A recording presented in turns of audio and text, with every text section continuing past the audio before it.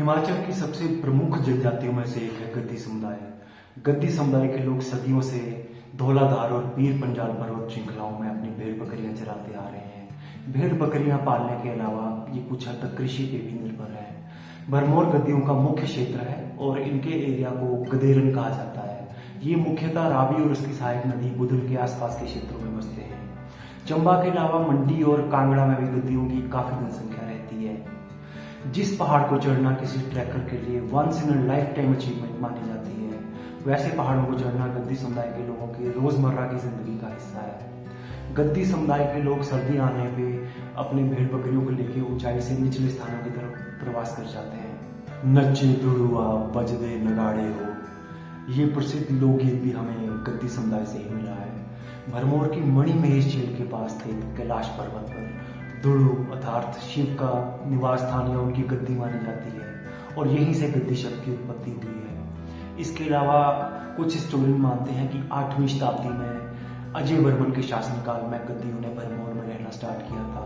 गद्दियों के बीच में एक प्रसिद्ध लोकोक्ति भी है, उजड़िया लाहौर ते बसिया भरमौर। मुस्लिम आक्रांताओं की वजह से गद्दी समुदाय के लोग पाकिस्तान से किसी पीसफुल जगह की तलाश में चंबा के भरमौर में आए और तब से यहीं पे रहने लग पड़े। इसके अलावा हिमाचल के प्राचीन जनपदों में से एक उडुम्बर जनपद में भी वहाँ के लोगों का मुख्य पेशा भेड़ बकरी पालना ही था और वो क्षेत्र भी रावी नदी के आसपास पड़ता है। इस प्रकार गद्दी समुदाय की जड़ें उडुम्बर जनपद से भी जोड़ी जा सकती हैं। कुछ हिस्टोरियन मानते हैं कि आर्यन माइग्रेशन के समय से ही गद्दी भरमौर में रह रहे हैं। पहले के समय में गद्दी समुदाय में टांकरी अथवा टाकरी लिपि का प्रयोग किया जाता था, लेकिन अभी बाकी हिमाचल की तरह देवनागरी लिपि का प्रयोग किया जाता है जो कि हिंदी भाषा की लिपि है। इसके अलावा आम बोलचाल के लिए गद्दी लोग गद्दी भाषा का ही प्रयोग करते हैं और इस भाषा में चंबा और कांगड़ा की भाषा की छाप देखी जा सकती है। इसके अलावा एक अर्ध घुमंतु समुदाय होने की वजह से गद्दी समुदाय में साक्षरता दर बाकी हिमाचल के मुकाबले कुछ कम है। इनमें पुरुषों में साक्षरता दर 80% और महिलाओं में साक्षरता दर 63% यानी 63% है। लेकिन मौजूदा समय में लगभग सभी गद्दी बच्चे स्कूल जाते हैं। इस कम्युनिटी के लोगों का म्यूजिक या संगीत के प्रति विशेष लगाव है।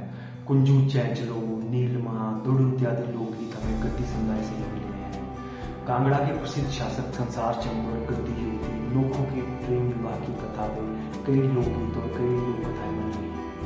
गद्दियों का सबसे प्रमुख त्योहार शिवरात्रि है। इसके अलावा जन्माष्टमी, पतरोड़ू संक्रांत और बाकी सारे हिंदू त्योहार बड़ी धूमधाम से मनाए जाते हैं। शिवरात्रि के उपलक्ष्य पे रात में न्वाड़ा नाम का एक विशेष प्रकार का नृत्य परफॉर्म किया जाता है जो सारी रात चलता है। इस नृत्य के द्वारा दुड़ू अर्थात शिव को इनवाइट किया जाता है, आमंत्रित किया जाता है।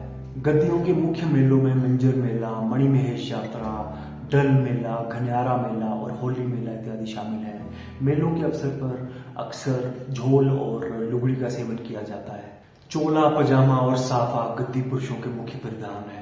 गद्दी महिलाएं लुआंचड़ी नाम का एक परिधान पहनती हैं।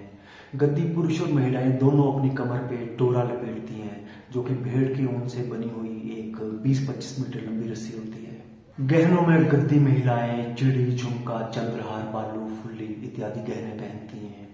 7वीं शताब्दी के बाद की पहाड़ी मिनिएचर पेंटिंग्स में भी इन सब गहनों को चित्रित किया गया है।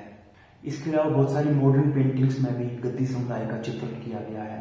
आप स्क्रीन पर हर ग्रेस द गद्दन नाम का एक गद्दी युवती का प्रसिद्ध चित्र देख सकते हैं जिसे मशहूर पेंटर शोभा सिंह जी द्वारा बनाया गया है। बहुत जल्दी मिलेंगे हिमाचल जी की सीरीज में एक नए विषय के साथ।